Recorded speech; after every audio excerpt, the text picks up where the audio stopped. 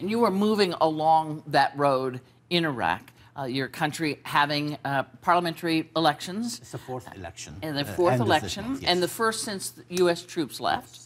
So it's an important election, and there's a lot of worry about it, at least as I read it, because you have had a lot of violence, the most in several years in Iraq. So some of those.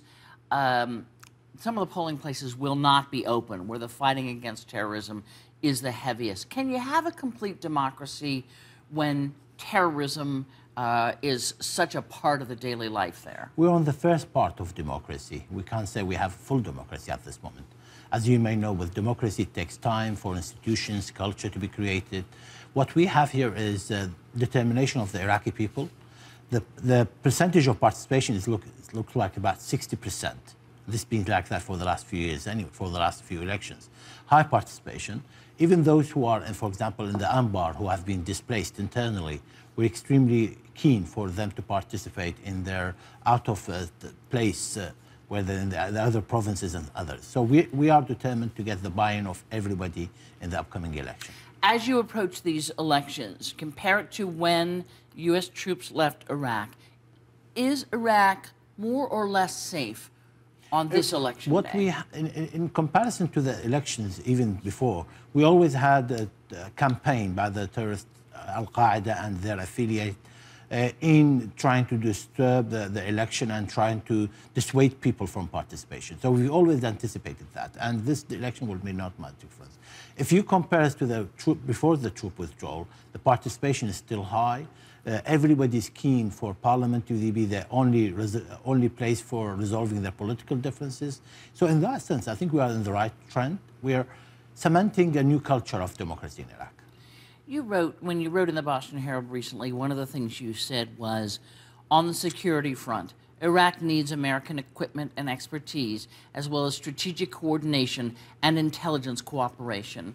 What does that entail, and do you have any sign from the Obama administration that it will be forthcoming? The administration has been very supportive. It has been understanding the challenge we have, the scale, the depth of the challenge. We are new in developing our own infrastructure, including the security and military infrastructure. The U.S. troop, when they left, a lot of expertise left with them, so we have new challenges.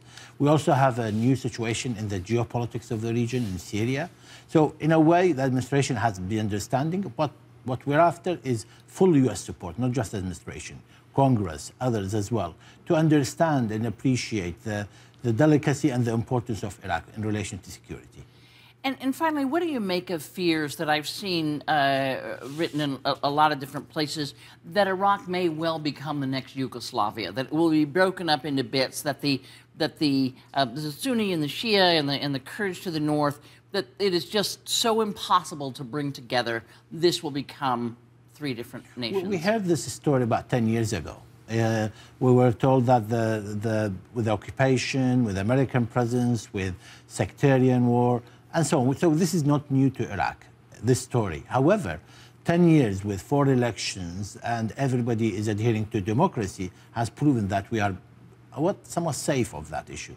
We have challenges. We have major challenges in relation to getting the right social harmony in the society, in relation to democracy being the only tool and not bullets being in. So we have challenges there. However, are we back to the 2007 and 8 turf wars and neighborhood wars and civil war? No. What we have with state of law, we have rule of law, and we have terrorism, trying to get around that. Ambassador Luke Montefalli, first of all, we wish you luck in the Boston Marathon, and certainly we wish your country luck in its next elections later this month. I'll look forward to it. Thank you very much. I will look forward to it. Thank you. Thank you.